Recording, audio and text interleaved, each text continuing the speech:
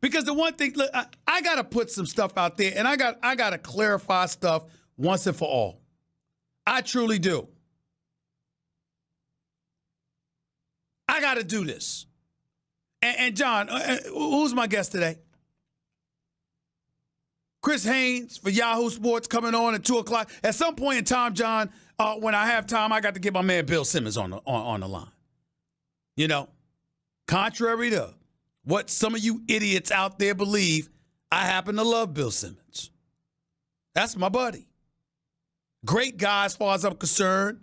Knows his business. Successful best-selling author. Can't say enough about the other things that he's done in his career, including 30 for 30. And damn it, he knows his basketball. The only thing I don't like about Bill Simmons is that he's a Boston Celtics fan. Other than that, the brother's cool with me, and he's welcomed on my show any day of the week. And I will have him on in a little while. But I got some stuff to get off my chest because it's important. You see, when we talk about, I'm getting tired of the narrative. And by the way, Bill Simmons has his own relationship with Kevin Durant, who he has spoken to on many occasions. So it's apropos that I bring this up. Kevin Durant is in the news again. And some would say it's because of me. I would say it's just because of the wrong reasons, but it may not necessarily be his fault. Let me explain. People have this misnomer about Kevin Durant because years ago, I called his move the weakest move I've ever seen by a superstar. That doesn't mean I think he's a weak man or weak person or anything like that. I'm saying that I'm a basketball lover and I love seeing greats go up against greatness and finding out who truly is the best as opposed to people joining hands. And when Kevin Durant went to Golden State 3 years ago, a 73-9 team that they were when they lost in the finals to Cleveland, I thought it was unfair. And as far as I'm concerned, my point was proven because Kevin Durant was so great and so was Steph Curry and the rest of the crew, nobody had a chance. I mean, my God, even Bill Simmons would have to concede. LeBron James beat the Boston Celtics in the conference finals, and before he played Kevin Durant and Golden State in that first NBA finals, go back, John, if you can, find the Doris Burks interview with LeBron James immediately after they beat the Boston Celtics in the conference finals. Okay? And what happened? You know what happened? LeBron James gave a concession speech. Listen to the speech. All right, are you looking forward to going up against the Golden State Warriors and Kevin Durant and Steph Curry? I don't even want to think about that right now. I'm just trying to enjoy this moment, and I don't even want to think about that right now. Because he knew he didn't have a snowball's chance in hell with that crew they had in Golden State. That depressed me. You got no shot. Got no chance of beating them boys. And sure enough, that was the case. And when I think about the possibility of Kawhi ending up in a Los Angeles Lakers uniform, although I love L.A., and I definitely love the Staples Center, and when the Lakers are special, basketball is just special. I still want to see some competition. And the reason why I stopped bringing up the fact that I called it a weak move, because I hated the fact that people tried to interpret that as me saying Kevin Durant was weak or Kevin Durant couldn't ball. No, I was saying it's a testament to his greatness. He's so great, it makes the competition unfair. That's my issue. And I think if Kawhi joined LeBron and AD, it would be the same. And so now we get into KD joining Kyrie in Brooklyn, as opposed to, say, potentially a Kawhi and KD hooking up. And it led me down a path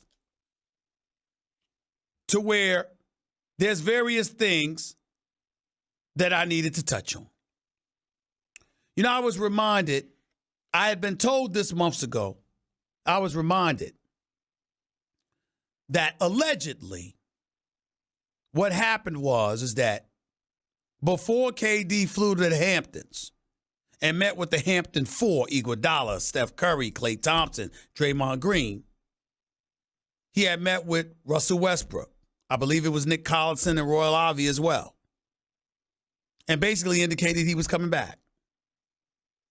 Flew to the Hamptons, changed his mind, then text Russ instead of calling Russ.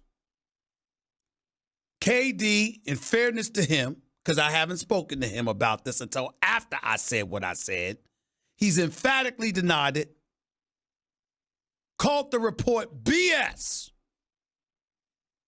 Let's make sure I'm clear. KD denies it, said it was BS. He didn't get into any specifics, but he didn't agree with what I reported. Fine. Then somebody's lying on him. Actually, several people are lying on him. But that's neither here nor there. Now, some would ask, why would I bring that up years later? Because KD certainly asked that question. And here is my response. Because now that KD has gone to Brooklyn, there were actually people out there that were on the verge of trying to lie and circulate a report that he had promised the Golden State Warriors that he was going to stay and then decided to go to Brooklyn. He did no such thing. I don't need KD to deny that one. I can deny that for him because the numerous people that I spoke to emphatically stated within the Warriors organization, never once did he promise them he was staying and then left. He never did that. He never did that. But what it did was prompt two different stories that provokes conversation about KD. Why did he go to Brooklyn? Is he not concerned that he's looking like he's following Kyrie? And not only that, what was really the problem in Golden State? Just like people were asking what was really the problem in OKC. Because at this particular moment in time, understand, and I hope KD is listening to this, everybody want to know about you now.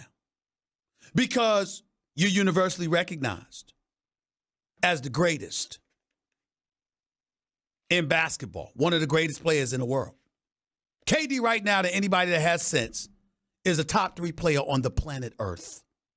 He's laid up in bed somewhere probably, recovering from his Achilles tear. And I'm telling you right now, on one leg, KD is better than half the league. And God help you if he just gets back to 75, 80%. KD, Kevin Durant at 75 to 80%, will average 23 a game minimum. He's that good. He's that gifted. And I'm going to show you my softer side. Because some of you out there don't believe that Stephen A got a softer side. Y'all just think it's about me with the kids because you know Stevie A love the kids. He sure does. And you assume because of that, I don't have a soft side when it comes to adults. I actually do. And KD's one of those people. See, I'm blessed to be in this position today. I don't have to talk to anybody to talk about them. That's just the truth. But I go out of my way to make sure people have access to me. And I do everything that I can to have access to them because I don't like talking about people that I talk to, which is why when KD reached out to me this morning to call my report BS, I feel obligated to tell you that's what he said. He's denying it. He didn't deny it specifically because I asked him, meeting, did you say it? And the only thing that he said is, I never sat up there and told Russell Westbrook to his face that I was coming and then didn't come. But I asked a whole bunch of other questions. Did you tell me you come back and didn't come back? Relationship with Steve Kerr. I heard that wasn't that great. Steph Curry. Relationship could have been better. Golden State. And you feeling like you being taken for granted. He didn't get into any specifics. He ain't got time for that. But he did feel the need to comment about the Russell Westbrook stuff. Why? Because I wanted to make sure that I'm clear about something here. I don't know how the rest of y'all feel. And I really don't have any reason to feel bad because I was to Russell Westbrook's defense from day one because I thought it left him hanging to some degree, meaning holding the bag like he was the reason Kevin Durant left, when in fact OKC and Sam Presti and those boys had more to do with that. But when you think about Russell Westbrook, how acerbic, how truculent, how cantankerous he can be from time to time with the media, with fans, with anybody. And you wonder where this comes from. Ladies and gentlemen, is it possible that at this particular moment in time, all of us owe Russell Westbrook an apology? Is it possible? Kevin Durant leaves, and what do? He's the reason. Russell Westbrook's the reason he left. I kind of feel bad about what Russell Westbrook has been exposed to. Now, I say all of that to say, being fair to Russell Westbrook doesn't mean your character assassinating Kevin Durant. Kevin Durant may very well have changed his mind. Very well, the only thing Kevin Durant may have done wrong in this entire equation, dating back years to when he departed from OKC, maybe the only thing he may have done wrong is changing his mind and choosing to use text as opposed to calling or going back to see the brother face to face to tell a man to man after you have been his teammate for 8 years. Maybe that's the only thing he has done wrong. Now, in Kevin Durant's world or somebody else's, you might consider that character assassination. I don't. I consider that an honest mistake or an honest lapse in judgment. That's being highlighted, but it's nothing to sit up there and engage in condemnation about. And it's just that simple. So if you KD or anybody close to KD and you're sitting there saying Stephen A is character assassinating, shut the hell up and listen. I'm going to say it again. I love Kevin Durant just the way he is. I like the fact that some people assume he's got rabbit ears. I like the fact that some people believe that he's a bit too sensitive to the things that people say. Do you know why? Because I have never seen Kevin Durant have an attitude, go to hell off, speak out, and then fail to drop 40. That's why. He's a basketball player. He ain't a damn politician. He's not a media pundit. His ability to articulate and elocute his thoughts and his feelings aren't of the professional variety where you need to hold him accountable for every noun, pronoun, and verb and adverb you can find. He's a basketball player. And this dude, when he has attitude, will wreck your world on the basketball court. I'm Kevin Durant. You know who I am. Y'all know who I am. You damn right we do. He's that great. He's that great. And oh, by the way, not a bad guy at all. He might have disagreements with you or whatever, speaks his mind. Hell, he might even cuss you out. He's cussed me out a couple of times. Give him a pound, hey, I got you. And damn it, guess what? Sometimes he's been right. Because I have news. This is breaking news. This is very, very important. This is breaking news I'm about to break down to y'all. I can't believe I'm about to say this. Did you know? I am not always right. There are times, dare I say, that I may have been wrong. And Kevin Durant is one of those people that does not hesitate to check you if he believes you're wrong. And you know me, if I don't believe I'm wrong, I ain't bending. I'm holding my ground. But it's respect. But there's more that comes to this. You see, you got Kevin and you got LeBron and you got all of these dudes, and they'll talk to you about truth, and they'll talk to you about making sure that you got your story right or whatever the case may be. But they want to speak when they believe people have got something wrong. But when they have an opportunity beforehand to make sure that the record is straight, you got an APB out for them. Can't find them. Because somewhere along the way, somebody told them inaccessibility ultimately dictates headlines. Somebody done told them wrong. Kevin Durant is now going to Brooklyn. The belief by some is that he's following Kyrie instead of it being the other way around. They're scratching their head as to why that is, because Kyrie is phenomenal as he is. Ain't KD. So why wasn't it the other way around? My personal opinion, and it's just an opinion, I don't know this is true or not. I believe KD's injury ultimately is what led to him looking, and I'm not accusing him of following. He might have been going to Brooklyn all along, but I think it's contributed to him looking like he's following. And here's why.